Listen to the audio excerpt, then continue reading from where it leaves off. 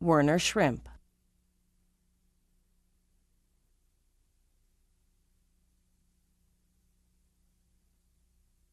Step 1. For this fly, we're going to use a standard number 12 nymph hook and some 6/0 gray tying thread. The color of the thread should be in and around the color of the fly. It's not really that important. Step 2.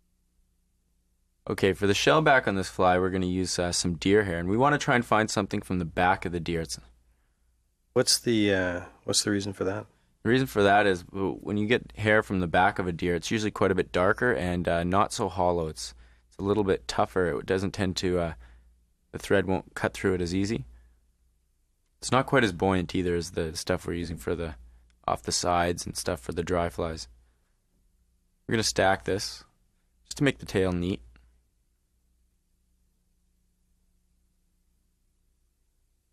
And the tail should be about the distance of the hook gap in length.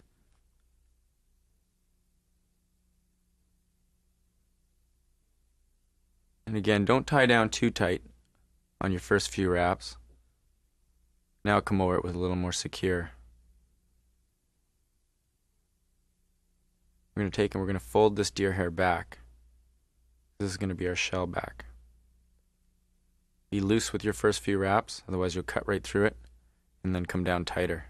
And make sure it's secure, it will slide around the hook body. Step 3. Now we're going to take a neck hackle, little Indian's neck hackle, in brown or gray, and start from the tip and nip it off. And tie it in so the shiny part, or the top of the feather, is facing us. We're going to palmer it through the body.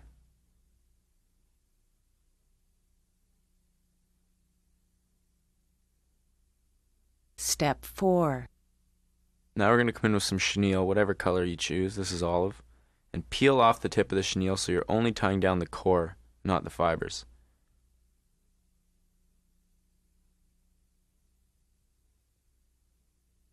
And wrap it down. I noticed that you're always careful to put your thread down at the end of the hook you want to tie off at.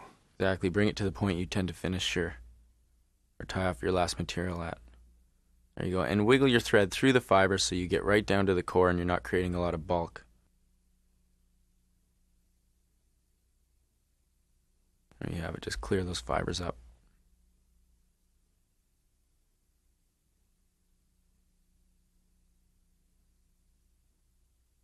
Step 5.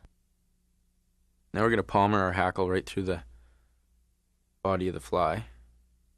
See the hackle fibers pointing towards the tail of the fly. You just want to try and use up the hackle right up to where you get into those soft fibers, and that's about where you want to end.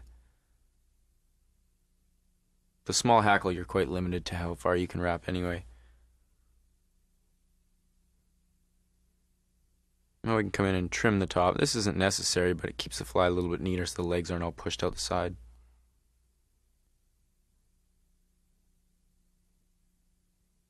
Step 6. Now we're going to bring our deer hair fibers directly over the back of the fly. And make sure these first few loops are very soft. Don't put any tension until you let go of the deer hair. Now you can tighten it up. Otherwise it will just break. Cut right through it. And nip that off clean. How much head do you leave on the end of that? Do you tie it right down to the end? Yeah, you don't want any of the fibers exposed. Step 7. Now come in and whip finish.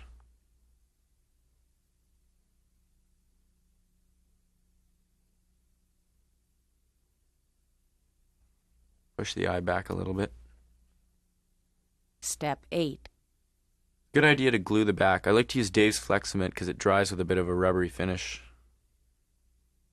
Just glue the back for strength. Exactly. And a rubber cement like Flex Cement is the best thing to use.